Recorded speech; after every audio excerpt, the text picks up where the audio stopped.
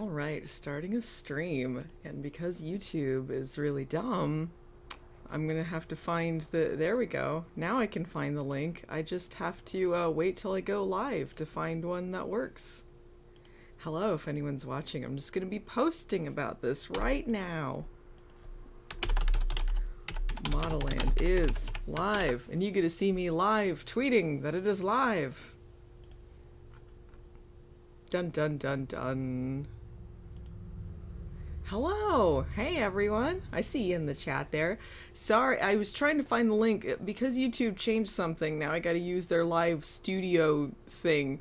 It tells me the link to the stream, but it's like, it's a weird URL that's like, it's not formatted like anything you would want to link publicly, and I have no idea how to find the new one. Does anyone know with this new one?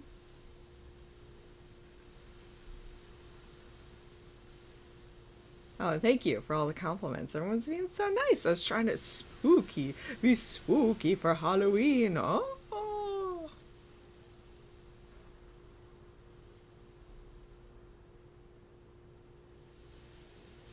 Halloween. Modelland is a pretty good book for Halloween. Watch. This lipstick's gonna like wipe off as I'm drinking my soda through the stream, so I'm gonna like slowly look more and more deranged. Yeah, people seem to, yeah, okay. I'm just looking to see if anyone has any tips on the stream URL. I just had to wait till I went live to grab it, because like the URL that it gives me on the back end is it's nothing. I linked it yesterday and it was all fucky. No one wants that. Why do they make it harder?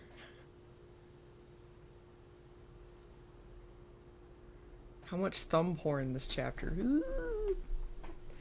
Okay, so now that we've begun, it's 3 minutes past 3, 3:03, the witching hour or whatever. Anyway, so let's get started. Yesterday, what did we read about?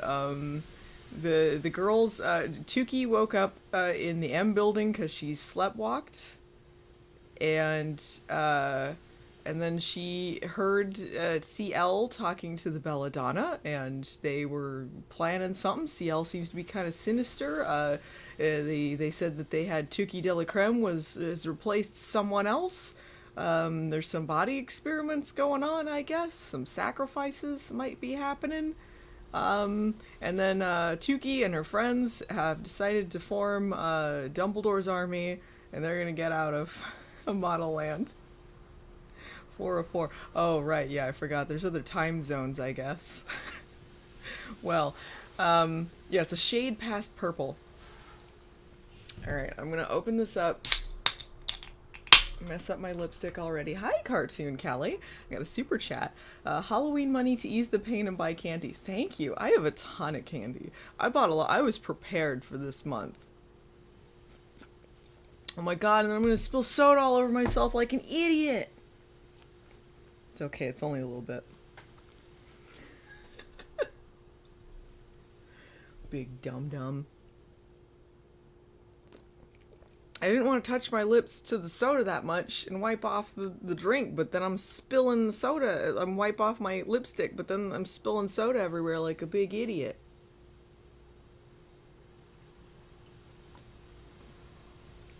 Shirt, chair design, synergy. No, it's just my coat that I have on my chair. My Halloween coat. I guess my tablecloth too. I got lots of moons and stars going on today. Do I have a straw? You know what? I might just, that's good. That's good thinking. I'm gonna grab my straw real quick.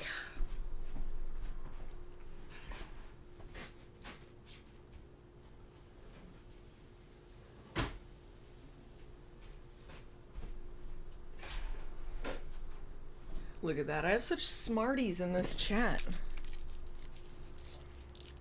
Smarty pants. Look at this. It's classy now.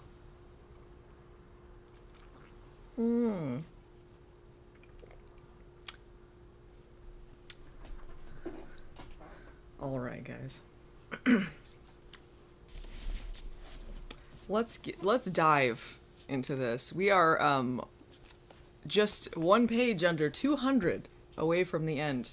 So things are really ramping up. Yesterday also we got a little bit of Tuki's mom and sister. They've been journeying for months up the mountain, making the pilgrimage to try and get to Modelland, and there was some tumble trolls or something. All right. Let us begin. Chapter 31, Despairing Desperation. Oh, these titles just keep getting better and better.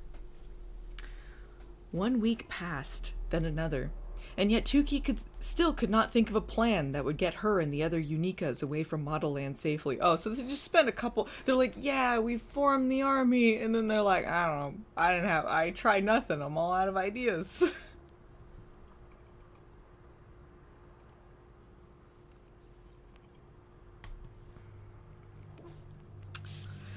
But Modelland went on, and plenty was happening.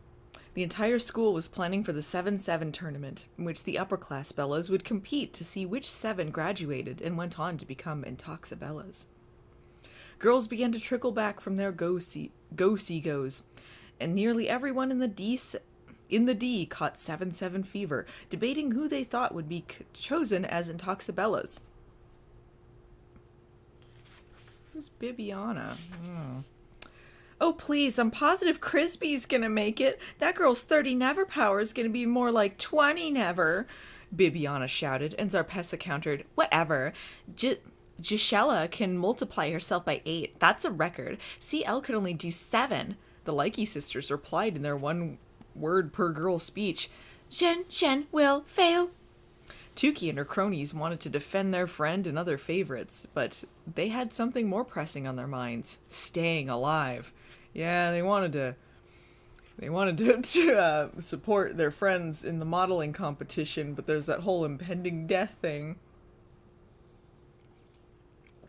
Crisby.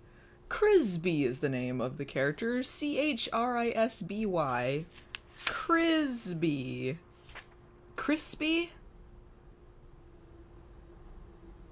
Crispy? Crispy. Gisela also is Gishella. I don't know if these are new dumb names or old dumb names. I've forgotten.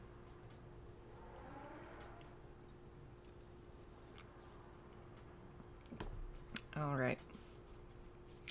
Any day could be the first day of the experiments, the sacrifice, the torture.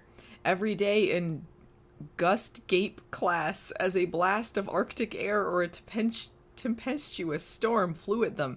Tuki felt the Belladonna statue's eyes on her in War of Words as they debated merino versus mohair, cotton versus cashmere, retouched versus raw photos, and real versus faux fur. CL, shackled in her shrunken Modelland uniform, stared sadly at Piper, Dylan, and Shiraz.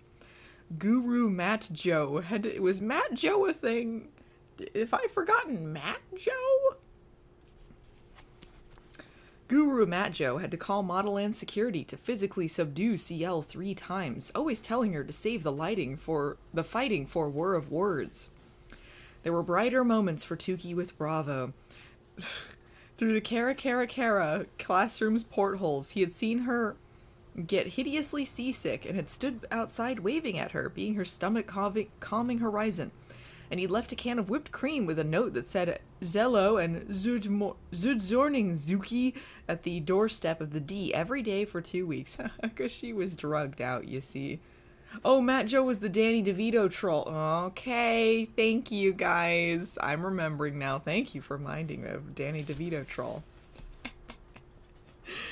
I did like Matt Joe. But even those endearing gestures couldn't pull Tuki out of her fear. Every time she rounded a corner, every time she heard a creak in the night, every time she felt a hand on her shoulder, she was sure it was CL coming to haul her off for her sacrificial torture. Another super chat from Cartoon Kelly. Matt Joe was Danny DeVito. Thank you. Tuki could not recall ever having lost her appetite before, but every evening at the E, she sat at dinner with the Unikas in silence, staring at the full plates of some of her favorite foods since she had been upgraded to gut chower. So stupid. Braised short ribs with apple cider vinegar barbecue sauce. Haricots vert. I know I'm saying this wrong. I'm so sorry. Haricots verts sautéed in garlic olive oil. Soup dumplings filled with melted fat. Pecan pie topped with the creamiest of whipped cream. She's just listing food she likes. And yet she couldn't eat a bite. All of it went cold and coagulated, never touching her lips. None of the other Unikas could eat either. They would stare blankly at the bustling E around them, all the happy girls in their colorful Modelland uniforms talking about the day's classes, upcoming photo shoots, and the boys of Bestosterone. Girls who belonged there, girls who were on the predetermined list. Tukey glanced at her friends. By the looks on their faces, they were thinking the exact same thing. This is really all a dream, and soon we'll be living a nightmare. She says so much without saying anything. Haricots vert? What is that? It's some food I've never heard of. Apparently it's French. Okay. Well, that would explain why I can't pronounce it for shit. Another super chat from Radical Films. I'd say this book has gone off the rails, but was it really on them? Exactly. Thank you. Green beans? They're basically green beans. Okay. Sauteed green beans. Okay. That probably tastes okay. That's probably alright. I could eat green beans. Where am I? The Bestosteros had almost finished building the 7-7 stadium, and Tukey's class of green-clad Bellas were given a tour by Zhen Zhen. The young girls marveled at the stadium's size, ogling the gilded seats, gaping at the obstacle course on the enormous center stage. Zhen Zhen tried to act confident, and she explained how the obstacle course functioned, but her face looked as if she might wet her uniform pants. While she babbled on nervously, Tukey had an epiphany. Another super chat from Cameron Stone. The nightmares become reality! Yeah. Do whatever the theme was. Thank you. Maybe we can escape through the emergency zip-zap to Metopia, Tukey whispered to the Unikas. It took her 2 weeks to think the emergency exit was an option. The dumb leading the dumb here. Piper flinched. The one Zhen Zhen told us was dangerous, as with a 50-50 chance of survival? Dylan narrowed her eyes. Tukey, have you lost your damn mind? Zhen Zhen said all of those Bellas died in that thing during that big stadium fire. It spat them out in diabolical divide hell instead of Ladorno. Shh, keep your voices down, Tukey whispered, checking to see if any Bellas were eavesdropping. Maybe it would spit us out in the right place, she urged. Maybe we should take that chance. But they hide the zip-zap, no? Shiraz asked. True, Tukey said, pulling in her bottom lip. Well, guess her plan's foiled. But we know it's here in the stadium somewhere. We just have to find it. Instead of looking for this crazy, dangerous zip-zap thingy, why don't we just jump over the damn wall? Dylan whispered. Shiraz's eyes lit up. That good idea! I am good climber. I can scurry over wall with rope. Then I throw a rope over for you to climb too. But what about the divide? Tukey whispered, growing impatient. Whether we take the emergency zip-zap or scale the wall, we still have to face the DD. The double D. Oh, the zip-zap, yeah. Zip-zap, zoobity-bap-bap. The zip-zaps are a bunch of zipper-based transport. And they open it and shoot through tubes like Futurama or something.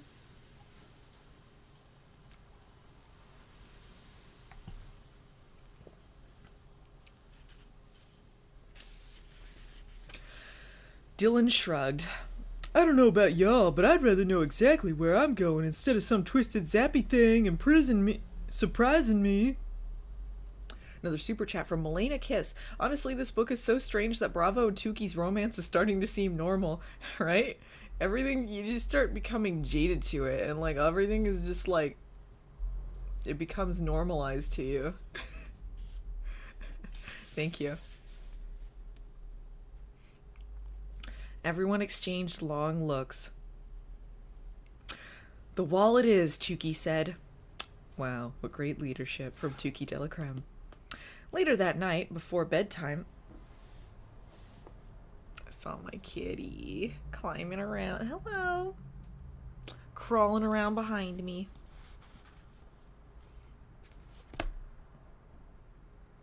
Later that night, before bedtime, they scouted the surrounding Modelland walls to find an area that wasn't patrolled by Guru Gennaro and his guards. Finally, Piper identified the perfect hidden spot. No. Oh, it's Piper. No one will see us here, She whispered. I don't think she has a whisper voice. To remember the exact location, she wedged a strand of her white blonde hair between two cracked bricks. Later, Tukey lay in bed in the D, staring at the ceiling in her darkened room. According to the still somewhat confusing Kaleido clock on the wall, she'd been lying awake for 4.5 hours. Oh, I think she means 4.5 oranges. Countless terrifying images flashed through her head. Jagged and exotic murder weapons being thrust by a woman's hand, pieces of body parts flying through the air in slow motion. Oh my god! CL coughing out a malicious laugh as blood squirted from her eyes. Shiraz, Dylan's, and Piper's rotting dead bodies, their glassy eyes staring up at Tukey. Goodness gracious! Great balls of fire, why? I don't get... What is Tyra's fascination with this violence in this book? I'm not anti-violent stories, I just don't understand how any of this connects. Especially for the audience she was going for. The audience is her. The audience is her. But I just don't... I don't know, we go over this every time, but I just don't understand. It's like she wants to be the next Stephen King. Another super chat from Samir Sela. Terrifying images in my Modelland? It's more likely than you think. Thank you.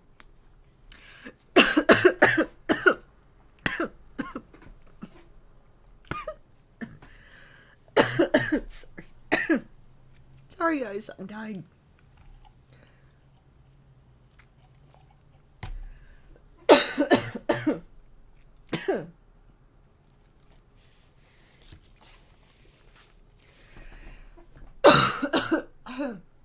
Oh my god.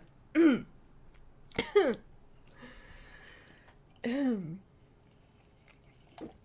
okay.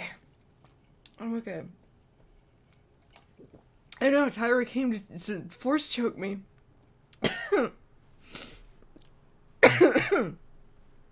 I'm so sorry, this is not pleasant at all.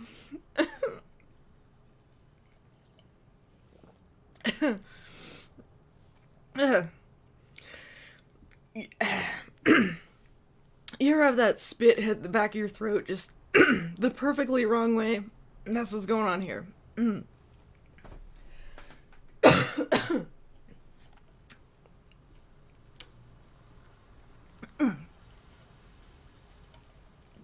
I'm okay, guys. Just give me a second.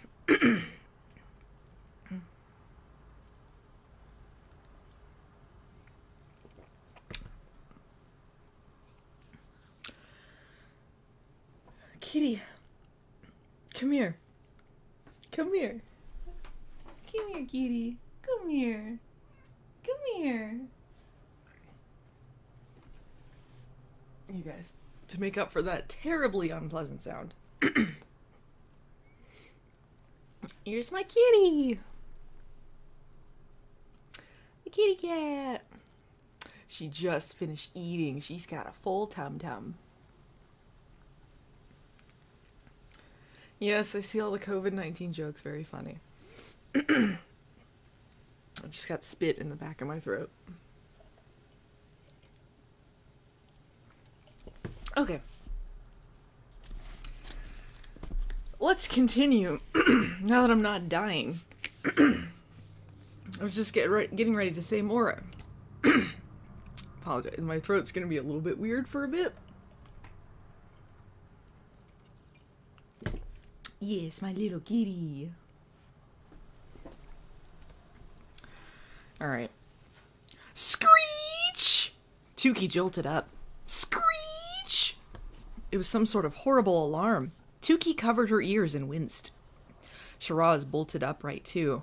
Ugh, so loud! Zarpessa woke next.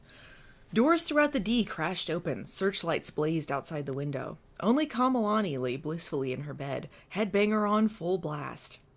Tuki ran over to her and shook her awake, nearly jostling her out of bed.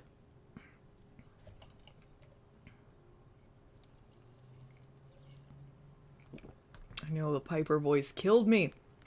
They poisoned me! They were lactating poison! I got a super chat from Jamie Gum. You're so cool, Pregler. Oh, thank you. Is that like Fright Night? You're so cool, Pregler. Thank you.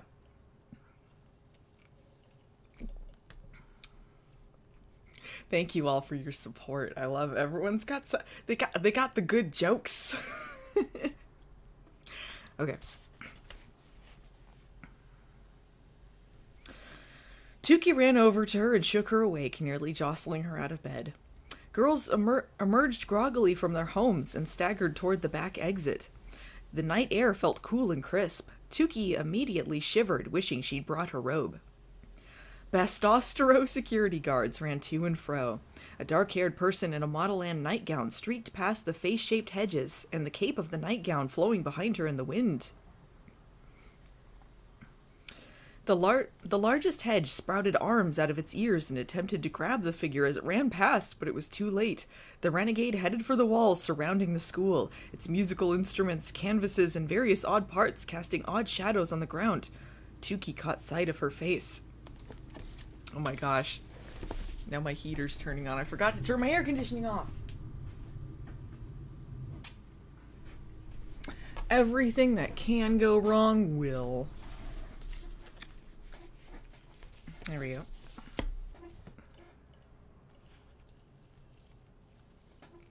When is the movie coming out? Oh man. Tyra wants that movie. Last I heard, she wants to do a graphic novel continuation of it.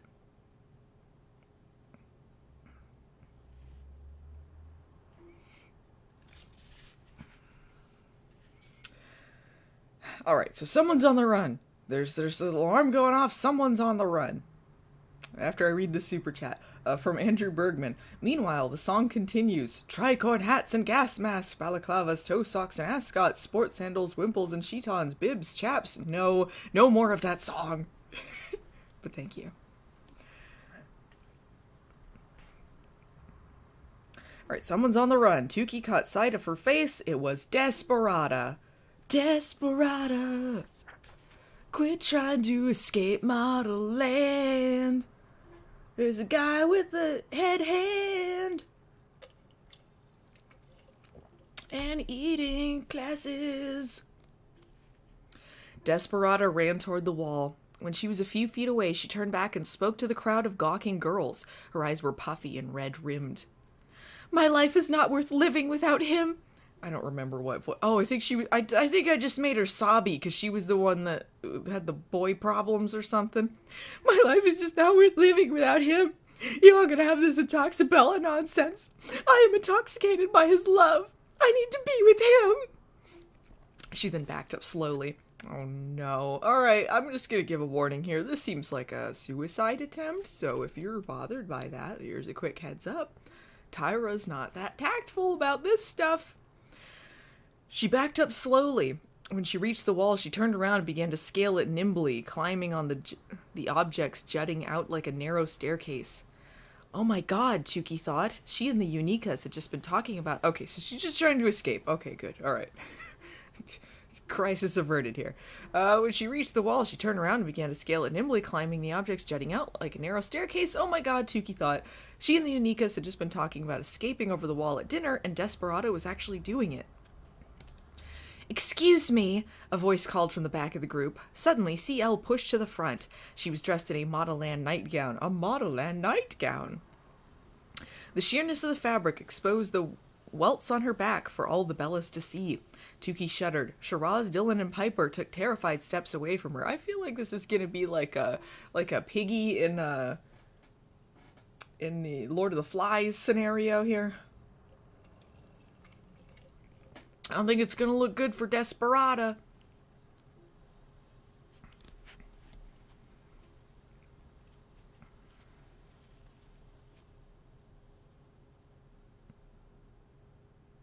But CL was only interested in Desperata.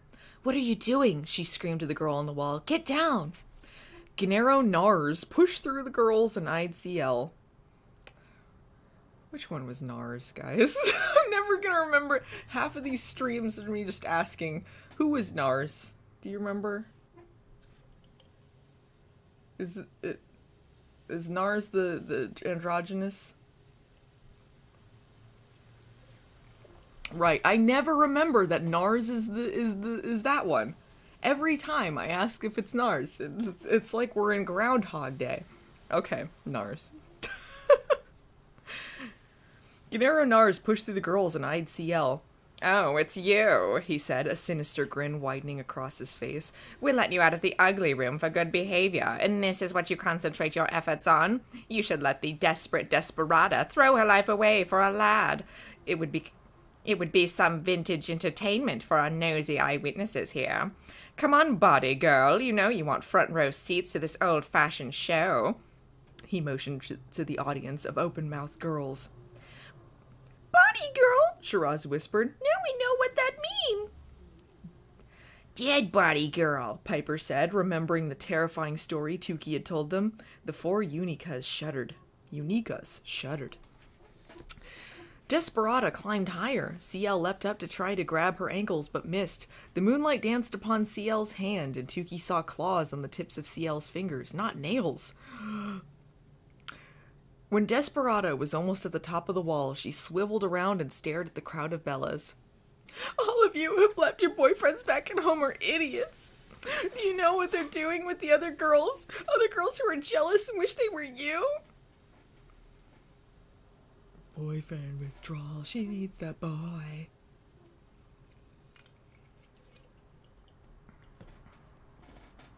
Desperata, you're acting like a damn fool, CL exploded. If you go, you'll regret it. What happens to you will be permanent. Desperata softened for a moment, looking torn. Sensing that her words were sinking in, CL climbed a few feet up the wall toward her. But that just prompted Desperata to climb even higher, to the very top of the wall. What the hell is wrong with you? CL warned. Once you cross that wall, you'll... Get exactly what young girls want, Gennaro interrupted triumphantly. To mature faster than nature intends. How fashionably late you'll be. Climb, girl, climb. Desperata stared at CL, then Gennaro, confused. So was Tukey. Another super chat from Radical Films. Is Modelland like a federal supermax prison? Yeah, I don't know. Thank you for the super chat.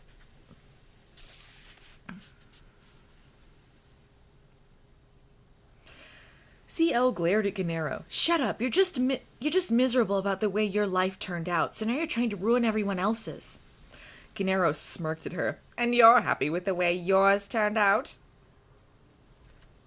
CL turned to Desperata. Well, what are you going to do? Desperata was already eyeing the blackness on the other side of the wall. I have to do this. Then do it, Gennaro urged. The scar on his face stood out in the moonlight. Runaway intensive to your man, honey. Desperata's face went from panicked to calm. She looked at all the girls' faces and then jumped down to the other side of the wall. Everyone screamed, waiting for some awful explosion or a monstrous roar. Did they think she's full of C4? CL just stared at the wall blankly. Then, dead silence. Zarpessa wrinkled her nose. Is that it? What a letdown. I thought whoever crossed would... A thick lightning bolt struck the wall, making everyone jump back. It sent an immense fountain of color into the air, and the barrier became transparent. Suddenly, Desperata was visible on the other side, lying still on the ground. Did she? Was this a suicide? Is she dead? Zarpessa chirped a little too excitedly. Desperata's body jolted, and she struggled to stand. Slowly, she rose to her feet, facing away from the crowd, her hair blowing in the howling wind. She brought her hands to her face. Tukey looked around at her friends. She seeming okay? Shiraz said. Gennaro snorted. Be patient, little midget. The show has just begun. Desperata, turn to your adoring public. Another super chat from Cameron Stone. We're still subscribing to the Halliwell School of Feminist Theory, I see. Thank you. Desperata slowly turned to face the wall of girls. There was a chorus of screams. Tukey looked at the girl on the other side of the wall. Desperata's body was unchanged, but dark brown spots covered her cheeks and forehead. Wrinkled jowls drooped on either side of her jaws, and deep lines ran from both sides of her nose to the sides of her mouth. Her skin was pale and crumpled like a cotton shirt that had been rolled up into a ball. The outer corners of her eyes had branches upon branches of crow's feet leading off of her to her temples. Her hair had turned gray, thin, and brittle, exposing parts of her scalp. "Oh my God," Tukey whispered. Desperata's face looked as though it belonged to someone of almost 70, not a girl of 15. Who cares?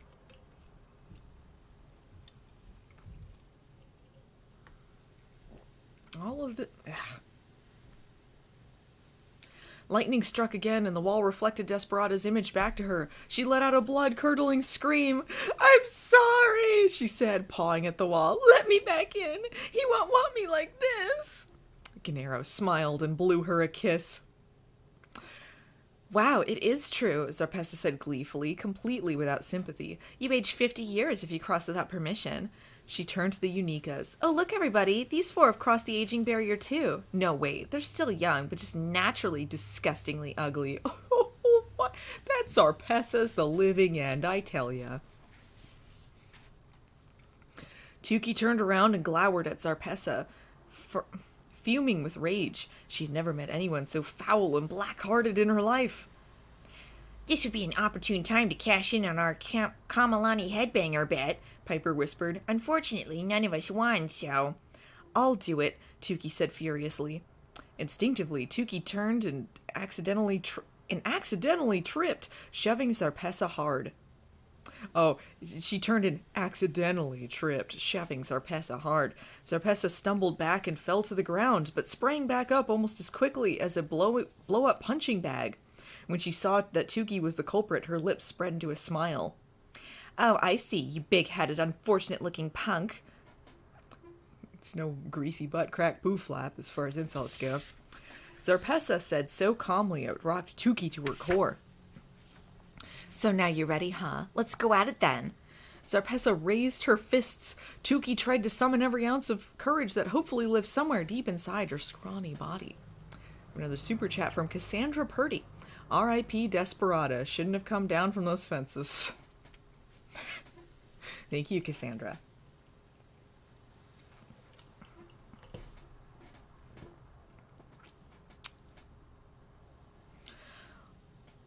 "I'm ready for you, Czar Oppressa." Tukey raised her fists as well, but they shook ever so slightly.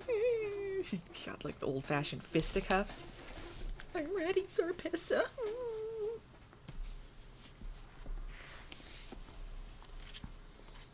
Dylan moved and stood between them. "Guys, don't! Not now!" "Aw, how cute," Zarpessa said nastily. Miss Parade Balloon comes to Miss Watermelon Head's defense. Then, shrugging, she stalked off to stand next to Chase. "Oh, it's really on now, Big Head," she yelled at Tukey over her shoulder. "Big Head, the language in this book." A gondola-type roller coaster car appeared on Desperata's side of the wall. "Take this senior ex-Modelland citizen down to her brace-faced teenage fellow," Gennaro commanded. A large crane picked Desperata up by the collar of her uniform and placed her in the seat of the contraption. A U-shaped bar lowered in front of her, securing her in. Then the car zoomed away. "Here's hoping your boyfriend is into discarded Modelland cougars," Gennaro teased. Thunder rumbled. Lightning struck the wall again, sending shockwaves of electricity through it, reversing the transparency. And then a second rumble, far deeper in tone than the thunder, shook the entire wall and the ground beneath them. Girls flew right and left. Girls flew right and left as a wave traveled across the solid ground beneath their feet. Gennaro smiled, then pointed into the distance at the O. It's good that this happened before they went over the wall. It's lucky they had Desperata sacrifice her youth so that they didn't do it.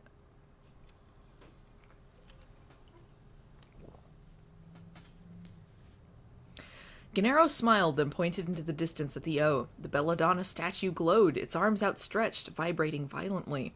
CL just stood there with a foreboding look in her eyes as everything started to crash to the ground around her. Tukey somehow knew that CL, in tandem with the belladonna, was responsible for the devastating tremor. Debris was falling everywhere but on CL. The Bellas all screamed and ran wildly, looking for places to duck and cover. Tukey and the Unikas found shelter under a large wooden table. They huddled there for what felt like forever as potted plants, tree limbs, chunks from the D, even dead birds that had apparently been struck mid-air came crashing to the ground. Well, those birds didn't do nothing. You know, you think they had a class like that in Modelland, a duck and cover class? They learned to duck and cover. That was something kids were taught. The earthquake lasted 3 long minutes until finally the shaking abruptly stopped. The area looked ravaged and war-torn. Face bushes were uprooted. Not the face bushes! Statues lay in pieces on the path. The liquid gold in the M Plaza was a sooty black. When Tukey looked over at the distant Belladonna statue, it was no longer there, but immense footprints with each the size of a car tracked along the once golden plaza straight to the M building. Gennaro turned to address the girls.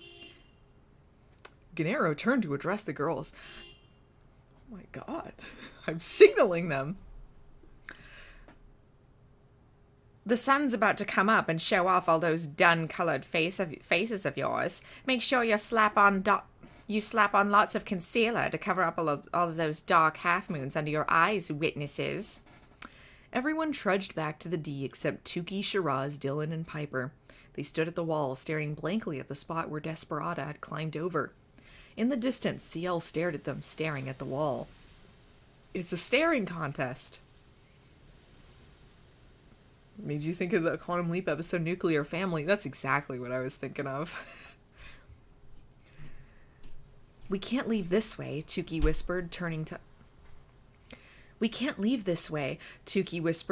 ICL. We have to find another way out. This is a long way to get to, like, oh, that was a bad plan.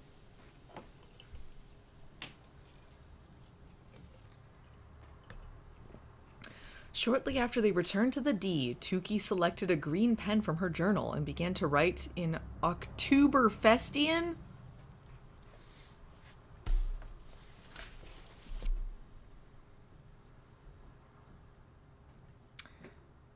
You know, you could just say German.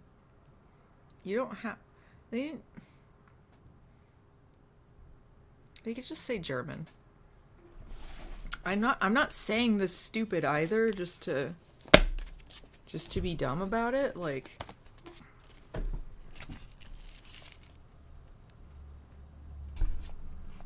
Right up here. Oh no, I can't. There we go. Oktoberfestian. I can't. Every time there's a new name, it's dumber than the last. You know what? I've underestimated how talented Tyra is at coming up with stupid names. It's a true talent. Here's what she's writing in Oktoberfestian. CL, I really don't understand you.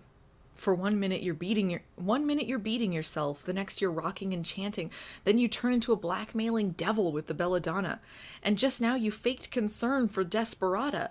I've wondered if you were mentally disturbed, but now you've truly confirmed just how sick you really are. I was once told by a supportive 777 in Toxabella, who seems to have just up and disappeared, that people who hurt others are hurting even more themselves. You must have been talking about yourself. Is that what the sacrifices are about? Are you a broken, barren soul, feeding on suffering to maintain your flawless existence? Your maverick ways, your renegade fight, it's a booby trap, a gimmick, an illusion, so you can strike your victims while they're distracted by your unpoetic gibberish. I've already been the victim of evil here at Modelland, you know that. In fact, I live with it, literally, and she is bathed in a glowing lumiere as I write you. But that evil, as hurtful as it is, I kind of understand that evil is living a lie and grabbing onto the handlebars of dear life to maintain her fantasy for an existence, while yours just seems selfish, pure evil for evil's sake. I thought you were an inspiration, CL. Most of the world thinks so. So you've broken my heart in more ways than one. But the Unikas will beat you at your own game. We are getting out of here. We won't be more of your victims. Where the hell is CL, they all ask. When I get away from this place, the first thing I'm going to do is tell the world what a phony, evil, sick bitch you are. Tukey. Oh, she used the B word. Oh my god. Shit's going down. Another super chat from Cartoon Kelly. You may think you've become numb to the dumb when Modelland proves you wrong. Thank you.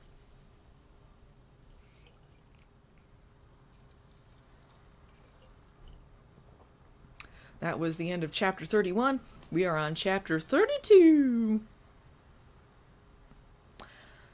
Chapter 32. There is no, has never been, and never will be. There is no, has never been, and never will be. I have another super chat from Trevin Grayick. Halloween question. What's your favorite feature or aesthetic for monster designs? Mismatched limbs, psychedelic color schemes, toothless maws, etc.? Favorite feature for us? Aesthetic for monster designs? I like monsters that got like the fangs and the monster eyes. If they got them yellow eyes and claws, pretty good.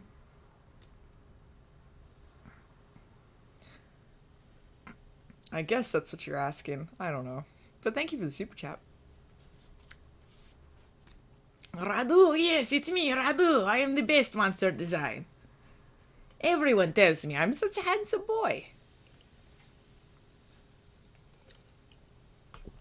I'll tell you what, those tumble creeps or tumble trolls or whatever, they ain't my favorite monster design. I like when monsters have one green eye and one brown eye.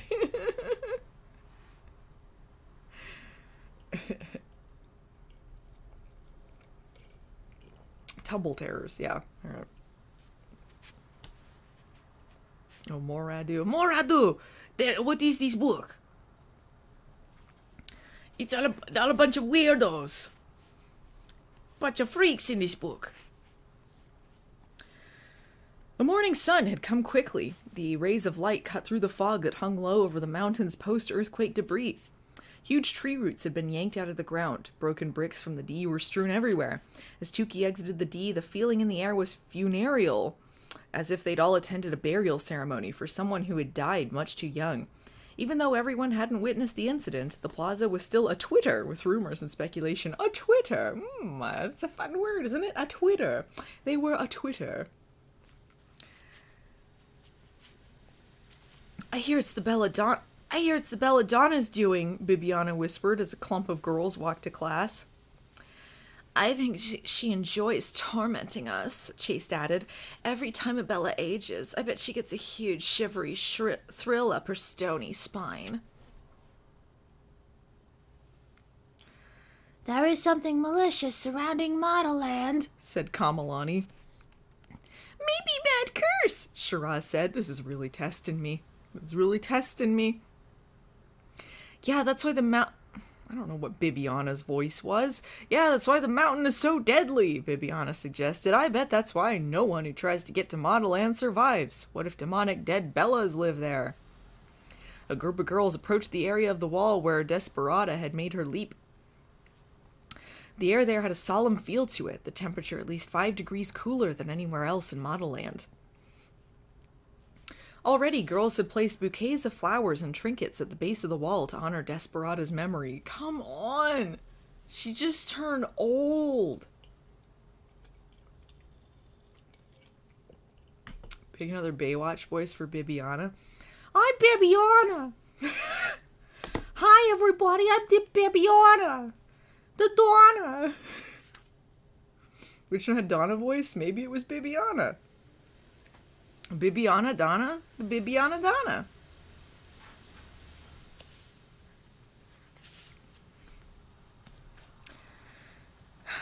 A handmade sign read, Desperata, forever young to us. Shut up. Piper lit a candle. Oh, 'cause the candelabra. Oh, wait, no. That Shiraz is from Candelabra, I think. As they stood before the wall, Tukey noticed something. She brought her hand to her mouth. Look! The wall had reconfigured itself to create a collage of Desperada before jumping and after.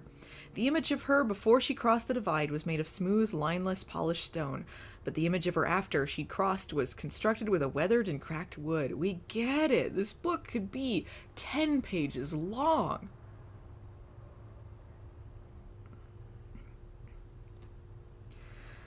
It's like a warning to the rest of us, Shiraz said morosely. Sickening. Piper turned away from the distressing art. That it's not about me. I wonder how long it will be on the wall.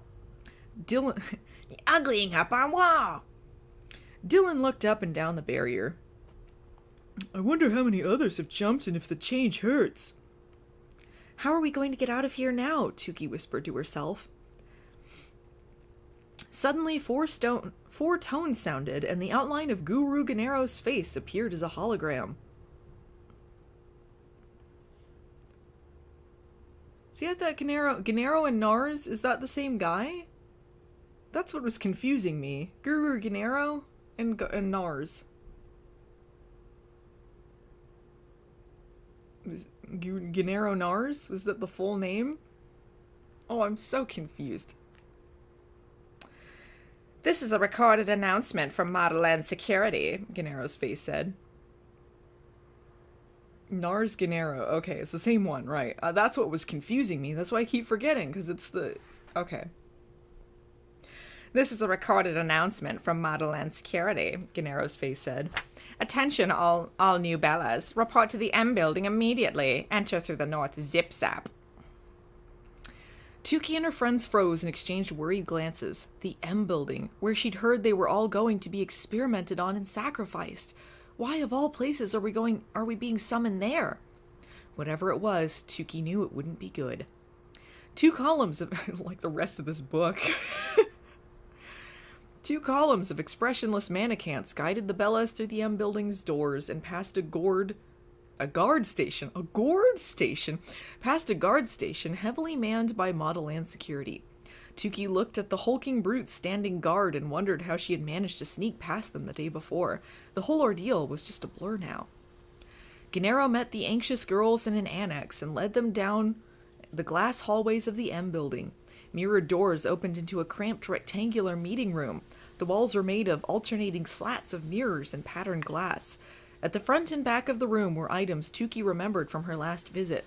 Long tables holding all kinds of optical devices, from jewelers' loops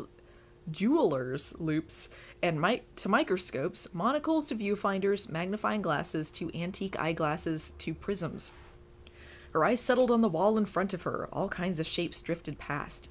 One section of glass looked like a rooster crowing, another section like a harp. Another looked like an eye, but then one eye became 2. Suddenly the eyes opened slightly into slits. They looked just like the eyes of the Belladonna statue, and they seemed to be looking directly at Tukey. The slatted wall in front of the room opened. Persimmon entered and walked to the podium. A hush fell over the crowd. Persimmon began her usual speech.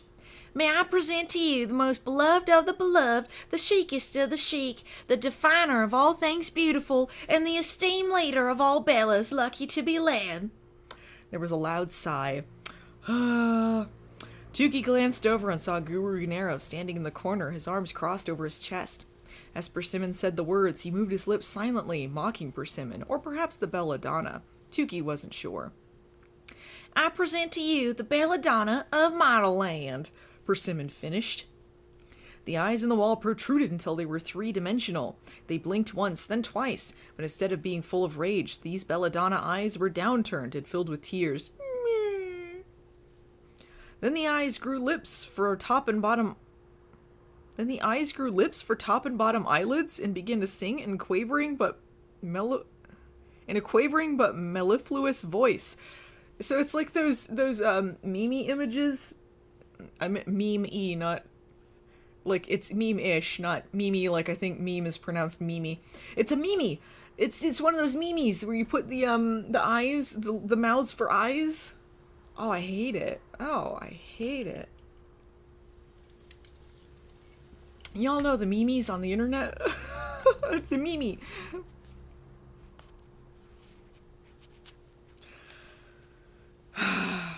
The fucking singing. Modelland was once a home, home, home, but foolish lust we don't condone, don't. Now a cursed and cracked gemstone. I feel like a fucking jackass. Now a cursed and cracked gemstone, stone. Modelland is not her home. Sing with me, the belladonna shouted. Sing for me! The music of the night. She launched into the chorus again. Girls began to sing in uncertain voices. Louder! In Modelland they sing for us these stupid songs. The Tukey of the opera is here. She won't shut up about her eyes. Louder! The belladonna screeched. Everyone belted out the lyrics. They sang through the chorus 6 more times, their voices rising each line. With each line, Gennaro rolled his eyes and kept his lips firmly shut. The belladonna abruptly stopped singing and cleared her throat. Rustling could be heard throughout the room, and then she spoke. My heart, which you probably believe to be a bottomless pit, bleeds torrents for the loss of one of our own, she said solemnly. Be damned to the short-sightedness of her lost soul, the young Bella's sanity wrapped up in the meager charms of some civilian boy down the mountain. I hope it's a nightmare that has haunted all of your dreams, so you do not make the same imbecile mistake. Suddenly the room went dark. Nervous murmurs rippled through the crowd. Dylan shrieked. Someone's breathing in my ear. Tukey felt Dylan collapse on her shoulder. She nudged her and Dylan came to. Oh, she had to faint. Then Tukey felt someone else's breath in her ear. Who is that? She cried.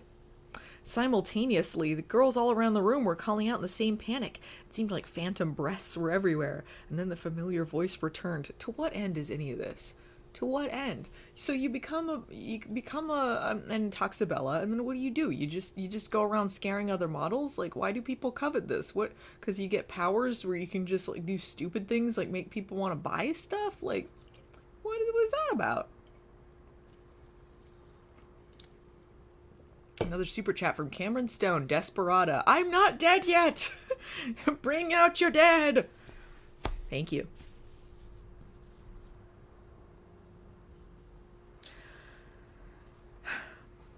Leaving for a man, leaving for a man, leaving for a man, the belladonna whined. Oh, wait, sorry. Leaving for a man, leaving for a man, leaving for a man? The belladonna whined. Yeah, misogyny. The room trembled. The next time the belladonna spoke, she sounded like she was poised on the ceiling. Desperation, her voice continued, clouds your minds, robs you of clear thoughts, makes you think that a man is the answer. He is not. In the civilized world, women are more valued for giving birth to babies than for giving birth to their dreams. Not here, not now, not ever. In the civilian world, it is unacceptable for a woman to settle, to subvert, to dilute and diminish her dreams, if it's to help or to be with a man. That's somehow noble. Not here, not now, not ever. But Madame Belladonna, even in the darkness, the voice was instantly recognizable. Zarpessa's voice continued. I don't think it's wrong to live for a man. Their intelligence is far greater than ours. It's our duties to submit and love and what? Who are we supposed to be rooting for in this situation? Who are we behind in this situation? You know, Tyra really broke down all of the barriers between sexes with this book.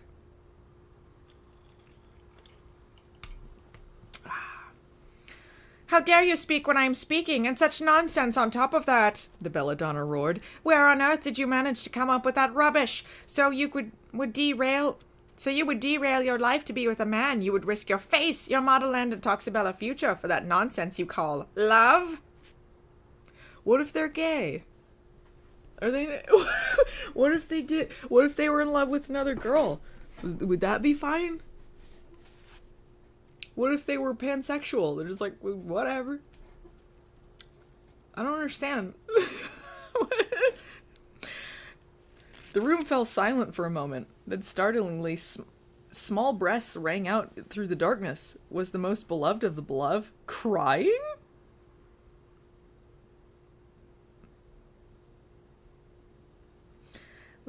the belladonna repeated, is an excuse to be stupid.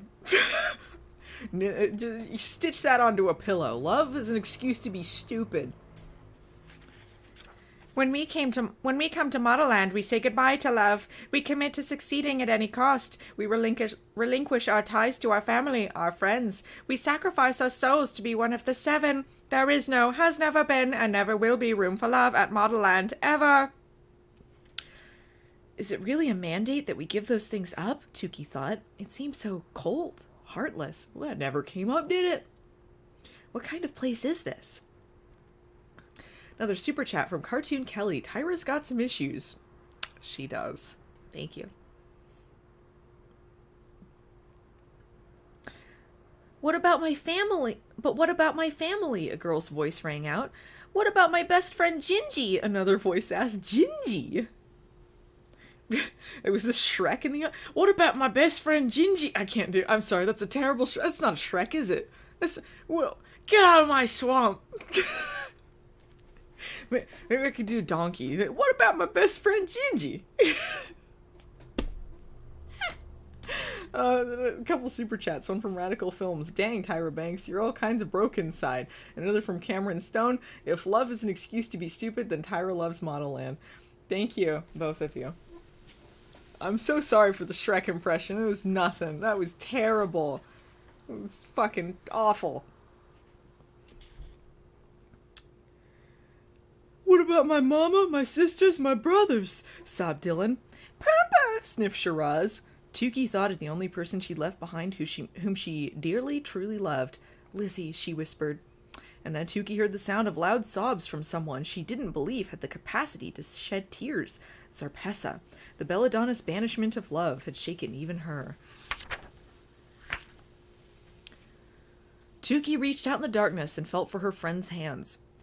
Tukey, Shiraz hissed next to her. I'm able to see. What? Tukey asked, startled. It was so black in here, Tukey couldn't see her hand in front of her face. Because of low light and candelabra, I almost seeing the belladonna. Suddenly, Shiraz cried out. There was a loud thump. You will not see what you are not supposed to see, little runner girl. The belladonna's voice resonated. Her voice was so close and loud, Tukey clapped her hands over her ears. The belladonna was right next to them. Keep your eyes shut tight from now on, you hear me? Yes, Shiraz whimpered. Then the belladonna leaned in closer to Shiraz. So close that Tukey could hear her inhaling and exhaling. Her breath smelled sour, a little like Mr. de la Creme's after he drank his weight in tater mash. You think you can run away, elfin girl? The belladonna whispered in Shiraz's ear. With those stunted legs of yours? Shiraz sucked in her breath. Tukey could feel the belladonna moving to Dylan next. You're full of attitude, fleshy one, but not even your sass can save you. It's just... She's full of attitude, but not even her sass can save her. 'Cause she's big and sassy. Not even your sass can save you. Another super chat from Elena Kiss. Here's where it really goes off the rails, if I remember correctly. Oh shit, really? Really? It gets worse? Shit. Thank you, Melena. Shit. Dylan gasped. A mind like yours is a terrible thing to waste, the belladonna said into Piper's ear next. I'll make sure she sautés it and eats every last drop. All the Unicas made tiny whimpers. CL is coming for them any minute, Tukey thought. This is the belladonna's warning. Finally, the belladonna sidled over to Tukey. She planted her feet right in front of Tukey. Even though she was in the pitch dark, Tukey could feel the belladonna's eyes on her, glaring, boring into her, hating her. Tukey cowered, hunching her shoulders to make herself smaller. She was sure the belladonna could hear her heart rocketing into her chest. Without a sound, the belladonna vanished, but her words filled Tukey's body, weighing her down. Tukey held on to her friends tightly. They had to get out of this place. Now.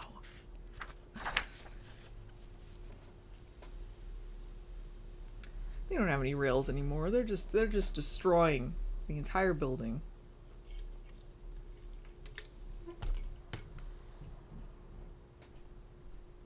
Alright, let's do one more chapter. Chapter 33, The Mutant Music Monster. Sounds like Like a book for grade schoolers. Back on the mountain, the pilgrims had crossed into the second level of the barrier. The trek had begun to take a toll on their bodies in more ways than just the many injuries from the mountain's terrors. Dark circles surrounded their eyes. It's surprising, after months, it's only just now starting to take a toll. Dark circles surrounded their eyes. Clumps of dirt clung to their hair, and their ashy skin was covered in bug-bite welts the size of silver dollars. They'd all lost quite a bit of weight, their clothes now hanging off their bodies, the bones of their spines jutting out from under their shirts. They walked stiffly. How fucking big is this fucking mountain? They walked stiffly, their muscles having broken down long ago. Occasionally, one of them stumbled and fell. They're zombies!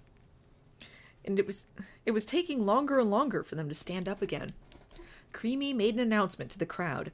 After the many near tragedies in the hands of our drowsy, irresponsible leader, I am now assuming control of this group. I am now the leader of the Decepticons. Kamada's head shot up from his crouching position. Irresponsible? Lady, you do not know the divide like I do, and Who is ready for a change? Creamy shouted, cutting him off. The entire group tentatively raised their hands. Mr. Kamada, you're outnumbered, so you either march along with us or turn back to Metopia. Your choice, Creamy declared. Kamada looked at the ground and sheepishly whispered, I'll stay. I want to see it finally. I want to see the thing I'm guiding you to that I've never gotten anyone to. You've never even laid eyes on Modelland from the Divide? Not even from a distance? Jessamine asked, scowling. No, this would be the first. I knew you were a friggling phony loser the moment I met your pathetic wannabe ridge-rating ass. Jessamine spat, friggling phony. Okay then, packs on and let's go. Creamy ordered the group in an authoritative stance, swinging her pack onto her back. Bellissima sat strapped to the top of Creamy's backpack for the best view of the Divide. Why are they Okay, so they want a new leader. They think that he's not doing that. Kamada's not doing the job. So they pick the lady who's like, give your immunity shot or whatever, your rabies shots or whatever to my doll. The lady who thinks her doll's real, that's the new leader you're gonna choose. Lynn glanced over her shoulder. Quick, let's hurry up before you-know-who comes back. But it was too late. Hunchy's arms suddenly split open the bush. He stepped through, wiping his mouth of what appeared to be blood. Lynn shuddered. The group continued their climb up the steep slope that would lead them to Modelland. Zone 2 was nothing like Zone 1. They're in Zone 2! The air smelled of rotten eggs, and as they walked across the charred landscape, they came upon evidence of past pilgrims. An old white sneaker bitten in half. What looked like human bones, some eaten away by time, others relatively fresh. Ooh! A leather jacket that seemed full. No one dared to check if there was a body inside. Oh, snap. Another super chat from Samir Sela. Creamytron. Yeah. Thank you. They're dead, Miracle replied innocently. Oblivious to the danger around her, she was still prancing as she walked. They can't hear you. I know that, you dumb... Oh, this is Jessamine. I know that, you dumb, whirling, dervish, dancing fool. I know that, you dumb, whirling, dervish, dancing fool. Jessamine's eyes blazed. I don't think I've ever met such an idiotic dimwit as you in my entire 14 years. Miracle just shrugged, but Creamy stiffened. She shot Jessamine a dagger-sharp expression, then spun away toward Kamada. They began to speak quietly, out of earshot of the rest of the group. After a moment, Kamada cleared his throat. Listen, everybody. If I may, Mrs. de la Creme, Kamada said sheepishly. I prefer Ms. de la Creme, Creamy said. Sounds so much fresher. Kamada nodded. From what I remember, there's a watering hole not far from here. Fresh water, good for drinking and bathing. I know we could all use some sips and some suds. Everyone in the group cheered their approval. Kamada led the group down an embankment, past claw marks around a burned-out campfire, soiled pilgrim socks and underwear, and a human jawbone. Finally, they arrived at a pristine lake. The group let out a collective, relieved, "Oh." Like my beautiful black-bottom pool at the home where I used to live with my husband before she... Lynn's voice cracked.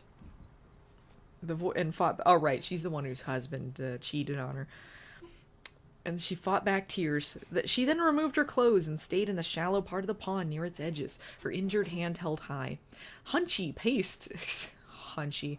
Good old Hunchy. Hunchy paced excitedly or perhaps nervously around the edge as if he had never seen water. Miracle started to strip down too, but Creamy held her back. Let them go first, Miracle dear. They've suffered more than we have. She nudged Kamada. Oh, something gonna happen. They gonna die. They gonna die in the water. They gonna die. She nudged Kamada, shooting him a reminding look. Kamada cleared his throat uncomfortably. The legend of this pond is that the center is reserved for only the purest beauty, he said, though he didn't seem quite sure of his words. Still, Mrs. De La Creme gave him a satisfied nod. Oh, they gonna kill everyone else. They gonna die. They gonna die. They gonna die in a lake. Well, we all know who that is, Jessamine crowed. She swam fast toward the center of the pond, her quick fluttering feet kicking Abigail and Harriet in the face. The man said purest, not ugliest or hairiest, she yelled, stopping to tread water. Nothing pure about a friggling gorilla monkey suit, she yelled as she resumed swimming in the middle of the pond. So,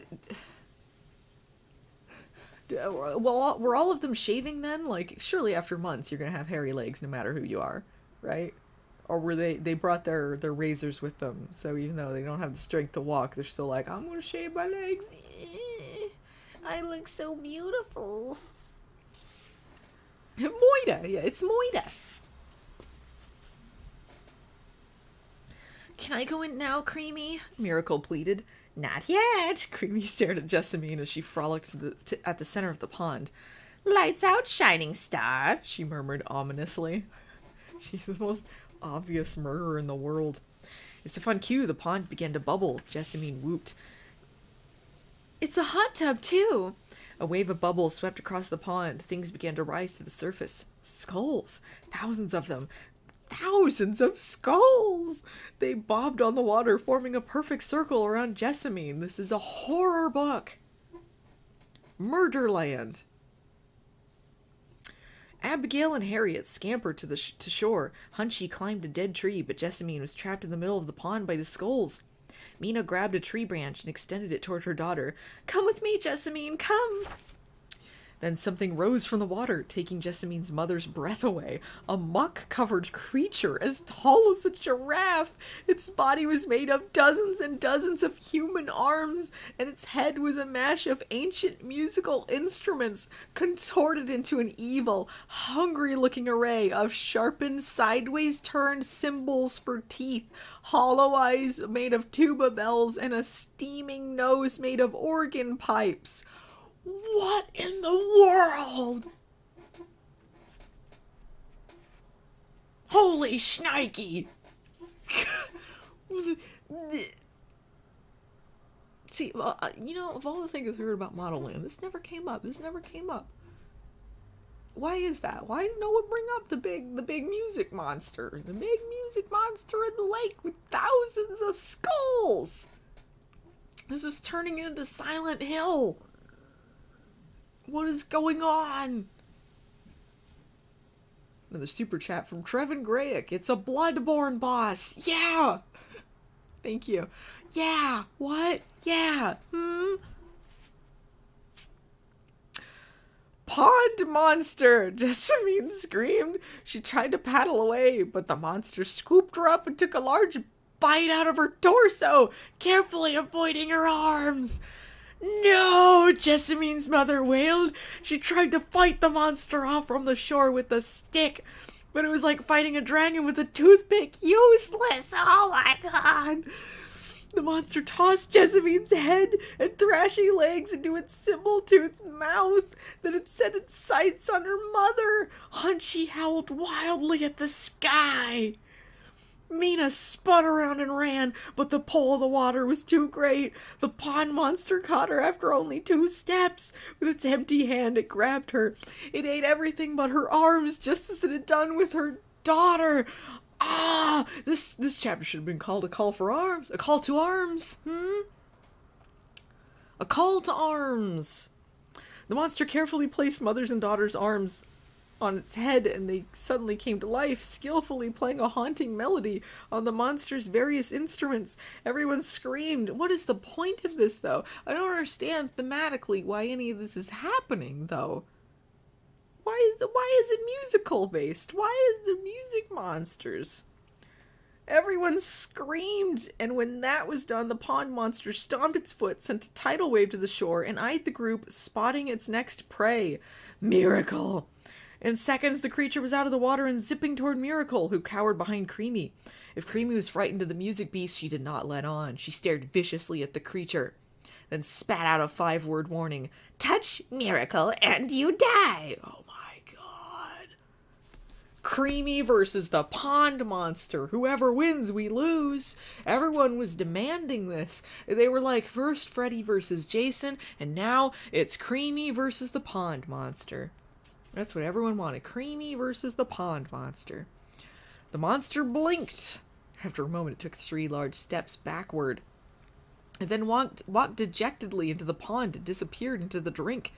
Everyone stared at Creamy, astonished. Who was this woman? Well now, Creamy said, as if she had just taken a refreshing shower. The clock is ticking and we have someplace to be. Shall we continue?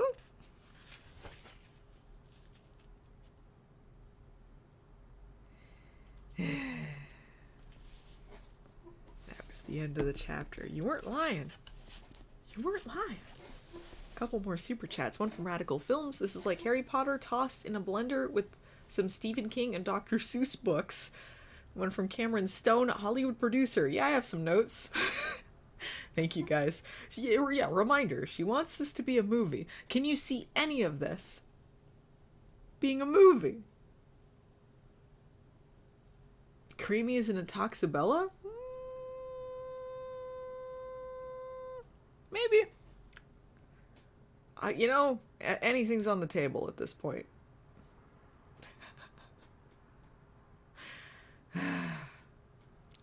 Well, guys, on that note, I think we will call things a day. We read about 30-ish pages today. Not chapters. It feels like that, doesn't it? We read about 30-ish pages today, so we got about 170-something pages left. Still seems too much to me. But I think we're going to call it a day. Another super chat from Cartoon Kelly. What just frigglin' happened? Thank you. But yeah, we're going to call this a day. I hope everyone has a wonderful, spooky Halloween. Hang in there. I know things are very, very tough right now, but we gonna make it. So, see you guys around. Have a good rest of your day. See ya.